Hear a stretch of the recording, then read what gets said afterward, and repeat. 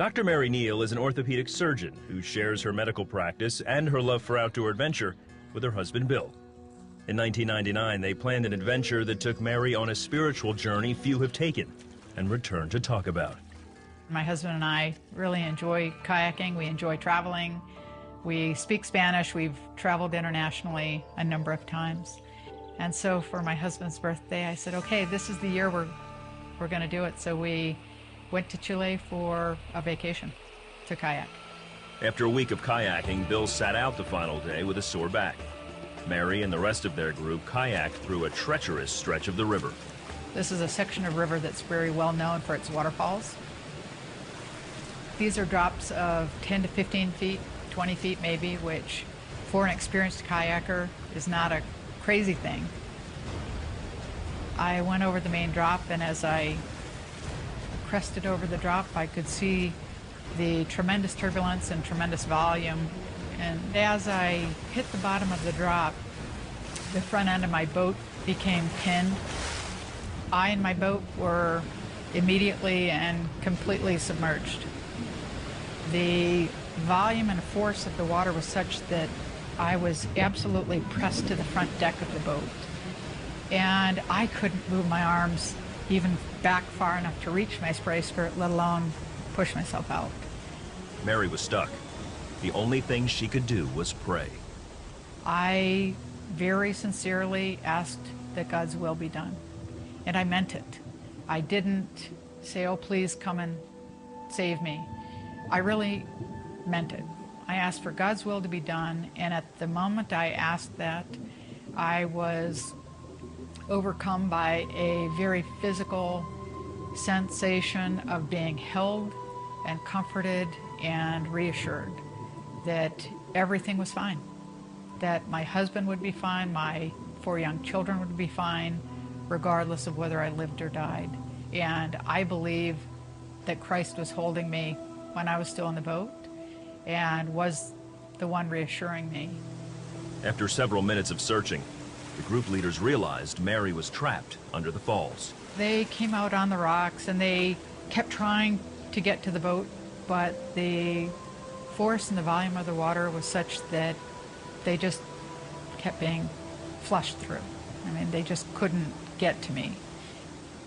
At one point, they sort of recognized that it was really turning into body recovery, not so much of a rescue. My body was being sucked over the front deck, and so what that meant is when it got to my knees bent back on themselves, and I could feel that, and I'm an orthopedic surgeon. I analytically was thinking, well, feels like my tibia probably broke, but I wasn't screaming. I didn't have pain. I didn't have fear. I didn't have that sense of ear hunger. I know I've been underwater too long to be alive, yet I feel more alive than I've ever felt. And this is more real than anything I've ever experienced. As my body broke free from my boat, I felt my spirit break free from my body, and I rose up and out of the river. Mary looked down on the river as she left her body. Then, she was met by a group of heavenly beings. They were absolutely overjoyed to see me and greet me, and I them. I knew that they had known me and loved me as long as I existed, and I knew that I had known them and loved them, and I knew that they had been sent by God. They began taking me down this exceptionally beautiful path that was brilliant, and they were taking me toward this great domed structure of sorts that not only was exploding with beauty and color, but it was exploding with this absolute love of God that was beyond anything I could ever describe or ever truly explain. And I could hardly wait. I was absolutely overwhelmed by this sensation of being home, of being where I belonged. but just as quickly there was this sense of disappointment that descended on everyone.